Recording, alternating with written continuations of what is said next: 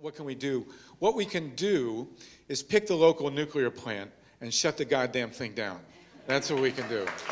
And we have Bob Stannard here from Vermont. We are on the brink, we hope, of shutting down the Vermont Yankee nuclear plant. Every nuclear plant that is shut and that is not built is a Chernobyl or a 3 Mile Island that did not happen. That's all you have to remember to be motivated to do this work. I was in 3 Mile Island. I was in central Pennsylvania the year after the accident. Anybody that tells you that nobody was killed at 3 Mile Island is telling the biggest industrial lie ever told in the history of the United States. I interviewed dozens of people in central Pennsylvania after the accident. Was the worst week of my life. And if ever anybody needs motivation to get involved with this issue, just think about, read about, go online, look at a book called Voices of 3 Mile Island. People died at 3 Mile Island and are still dying at 3 Mile Island. There has been a book issued recently.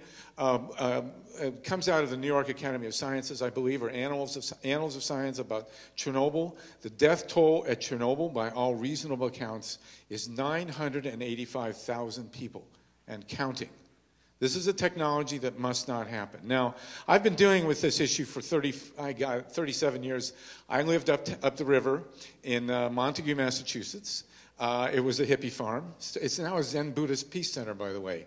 Our commune, our hippie commune, which started in 1968, has now been taken over by Bernie Glassman and the Zen peacemakers. You can go up there and see it for yourself. It's a fantastic accomplishment.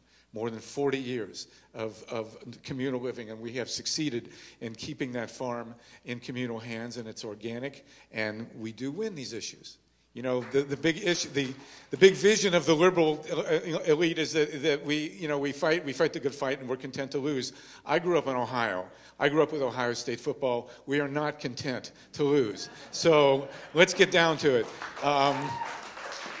In 1973, I had the amazing good fortune to live in this commune when Northeast Utilities came in and said they were going to build a nuclear plant 4 miles from the house. We were thrilled. The war was winding down. We were looking for stuff to do. And we knew that we would kick their butts right out of town.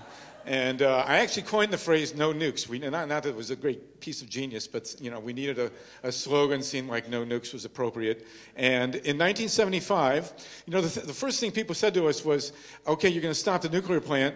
What is going to take its place?" And we said, "Solar, wind, tidal, all these things." We didn't know. We were talking through our hats. But it seemed logical. In 1975, we had a conference at the University of Massachusetts with two people named William Hieronymus, who was really the godfather of offshore wind. He had this crazy idea about building big windmills in the ocean. Can you imagine? And a little guy named Amory Lovins, who had this idea about saving energy. And 35 years now, their vision is the vision that is going to take place, that's going to win this planet and really transform us. So in the early 2000s, it's a long story, I got a grant to write a book about the coming hydrogen economy.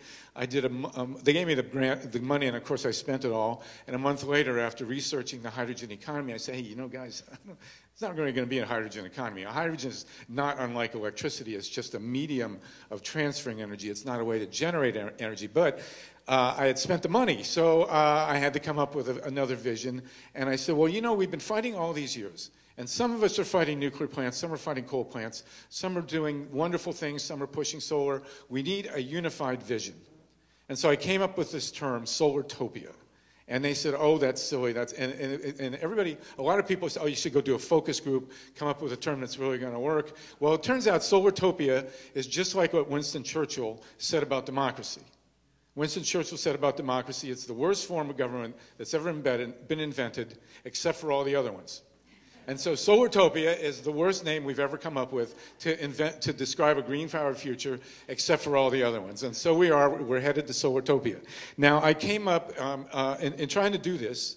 The idea was I have an airplane, a hydrogen-powered, well, it was a green-powered airplane, actually. I had a great experience. I gave a speech to a group like this. I was actually talking about stolen elections in New Hampshire. And there was a great solar expert named Stephen Strong, and I gave him a first copy of my book. And Steve Strong is really an amazing guy. And he wrote me back the next day and he said, you've got this airplane powered by hydrogen. It's not going to work. And he explained to me why. So in the next version, I changed it to biofuels. And biofuels will work. In fact, biofuels are working for airplanes. And so the idea is we have a biofueled, solar-powered, partly hydrogen-powered airplane flying from Hamburg to Honolulu in the year 2030. Honolulu is always a great place to wind up.